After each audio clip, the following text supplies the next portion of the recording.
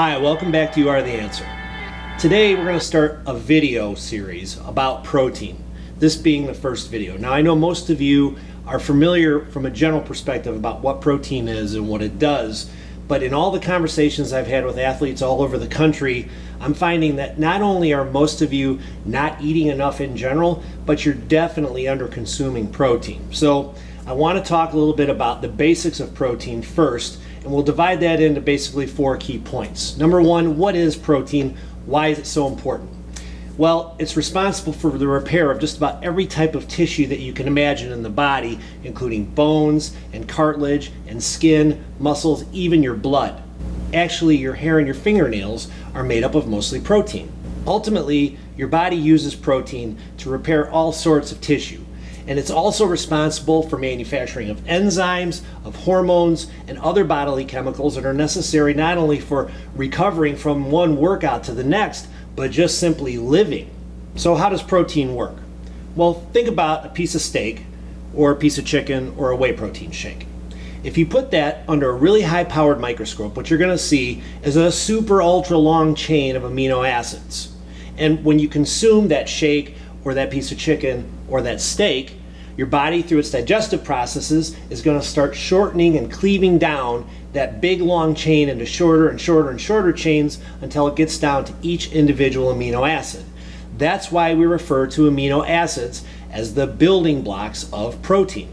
Now, each amino acid has its own particular function in the body, and amino acids in general, they can be converted into a usable energy source, but that's primarily the job of carbohydrates, and that's something we're going to discuss in another video series. The primary function, the most important function of amino acids and protein in general, is repair of tissue, specifically and especially muscle tissue. So now the big question is, how much protein should you be consuming per day? Well, the general rule and the easiest one to follow is you consume 1 gram of protein per 1 pound of lean body weight. What do I mean by lean body weight? Well, in an effort to keep it simple, consider a guy who weighs about 200 pounds and he feels he's got about 15 pounds to lose to be pretty lean. So that means that his ideal or estimated lean body weight is about 185 pounds. That means that that individual in this example should be consuming 185 grams of protein per day. Now, there are some challenges that are inherent with eating that much protein in a day, with trying to consume as much protein as your estimated lean body weight. For one, protein requires more prep time. You have to cook all protein sources, generally speaking, maybe not whey protein shakes, but different types of meat, fish, eggs, etc. You have to store them differently. They require refrigeration. So it takes more time to get protein meals put together. In addition to that, protein is more expensive. When you start loading up your shopping cart with more protein, you're going to have a bigger grocery bill once you get to the cash register. And the third point is that protein is very satiating. It fills you up really quick. It turns eating almost into your job. Now, there's several different apps that you can put on your phone that'll help you track your daily protein intake that can provide protein values for just about any protein food imaginable. But I want to give you a few real-world examples that'll help you out with your meal prep so that you're hitting your daily protein target. And I want to emphasize the importance of food here because you should be getting most of your protein intake from food. Now, let's imagine you go to the store and you buy a pack of hamburger that's 32 ounces, 2 pounds. Let's say you divide that into 4 equal parts. You're going to wind up basically with 4 8-ounce hamburger patties. So what's the protein value of those? Well, if it's a 90% plus leanness, it's a very lean ground beef, it should be about 6 grams of protein per ounce. That means each of those hamburger patties is going to provide you with 48 grams of protein. Let's say when you go to the store, you also buy a big pack of skinless, boneless chicken breasts, and they're those really large chicken breasts. And you get about 4 pounds in those packs typically. That's 64 ounces. That means if you divide those 6 chicken breasts into 64 ounces, you're going to get an average. Each breast should weigh about 10.5 ounces. I know that skinless, boneless chicken breast provides about 9 grams of protein per ounce. So you're going to get somewhere between 90 and 100 grams of protein per chicken breast. If you eat a whole chicken breast in a day, plus one of those hamburger patties, you're up to almost 150 grams of protein right there. So you go back to that example of that person who's trying to eat up to 185 grams of protein, That's pretty darn close. If you throw in a few eggs for breakfast, you're going to add another roughly 15 to 20 grams of protein, and then a protein shake post-workout, a whey protein shake post-workout is going to be anywhere from 25 to 30 grams of protein. Boom, you hit your target. So let's assume for the moment that your diet is perfect, that you're getting plenty of protein throughout the day from whole food protein sources. So why would you need to consume a whey protein shake post-workout? Well, the answer to that question lies in the answer to another question, which is, when is the best time to consume protein?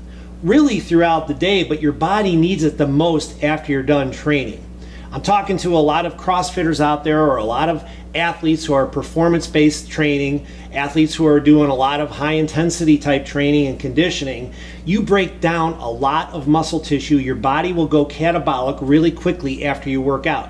Meaning that if you don't start feeding your muscles something to help them to repair, your body's going to break down its own muscle tissue to start repairing itself. Cortisol is going to go up. You're going to have a lot of post-exercise soreness as a result of that. So that's why, as a general rule, I always tell people you got about a 20-minute window after you're done working out. Seriously, the way that you accomplish eating or getting fed right away, getting the right amount of protein immediately post-workout is, after you're able to catch your breath, sit down and consume your whey protein shake. You're not going to be in a position at that moment in time to eat a sweet potato and a chicken breast. You're not going to digest it quickly enough for it to start repairing. So what you do is you catch your breath, you sit down, you consume your whey protein shake, and then you go home and eat a whole food meal. The whey protein shake breaks down so quickly that it'll flood the body immediately, flood the muscles immediately with usable amino acids. And as a supplement, there's nothing better than whey protein because it provides the broadest spectrum of essential and non-essential amino acids, particularly BCAAs, which, as we've discussed before, are super important in terms of reducing post-exercise soreness, helping to reduce cortisol, helping to repair lean tissue. So now let's rewind for a second and go back to that example of somebody whose diet is perfect, and let's step back into the real world and realize that we're all super freaking busy, and it's super hard to be spot on with our meal prep from one day to the next, week to week. Occasionally we're going to have gaps. Occasionally we're going to have to get out of the house in a rush in the morning. We won't have time to cook eggs like we would normally like to do. In those situations, do you want to fast, or do you want to get some protein in you so that you're moving towards your daily protein intake? Well, the idea there is to get some protein. So that's where a protein shake can be of value. It shouldn't happen every day. You should be trying to eat a good breakfast most of the days, but when you do have a gap throughout the day, whether it's in the morning or you didn't bring enough food for lunch, the whey protein shake can be a really good backup for you. Again, it's another tool in your toolbox to help you to hit your desired daily protein intake. A final question is, can you eat too much protein, or is eating too much protein harmful for you? Well, I'm not sure how you would define too much protein. As I said before, protein is very filling, it's very satiating. It's difficult enough to eat the required amount of protein per day. The argument might be made by some people that, well, Dale, the amount of protein that you're requiring based on that 1-to-1 rule is already too much. The RDA, or recommended daily allowance, that was set like 50 years ago by people who were completely inactive and didn't do shit throughout the day, said that the average woman, whatever that means, should consume about 46 grams of protein per day. The average man should consume around 80 grams of protein per day. Unfortunately, from a lot of the conversations that I have with all of you, that's about the amount that most of you are consuming. You're not doing it on purpose because you feel like the RDA is gospel. It's just that you get busy and you are choosing other food sources. You're just not getting enough protein. The studies that have been done indicating that protein is harmful, say, for your kidneys, have never been done with subjects that have healthy, functioning kidneys. They're almost always done either with lab rats, which really have no applicability to human beings, or with sick people. So there's no studies that indicate that protein consumption at the level that I'm recommending is harmful for healthy individuals. Let's go back to the beginning of the video. Protein is essential for so many different bodily functions. It's essential for the manufacture of blood, for the repair of all types of tissue, bone and muscle. It's essential for just living. As an athlete, your protein requirement goes up that much more. I travel around to gyms throughout the country, and I've met so many of you, and a lot of you are telling me that you're having difficulty with recovering from one workout to the next, and soreness is just kind of creeping into every workout. If you want to get the most out of your memberships, the programming that your coaches are doing for you, your training, and you want to continue to make progress and gains, you've got to consume an adequate amount of protein, and that 1-to-1 rule is absolutely appropriate.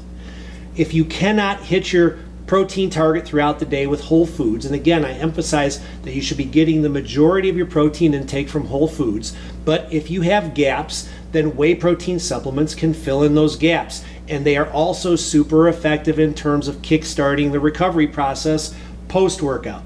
We'll do a complete video the next time about our whey protein supplements, the best one to use and when. We have a link below that you can click on if you want to learn more about our whey protein supplements today.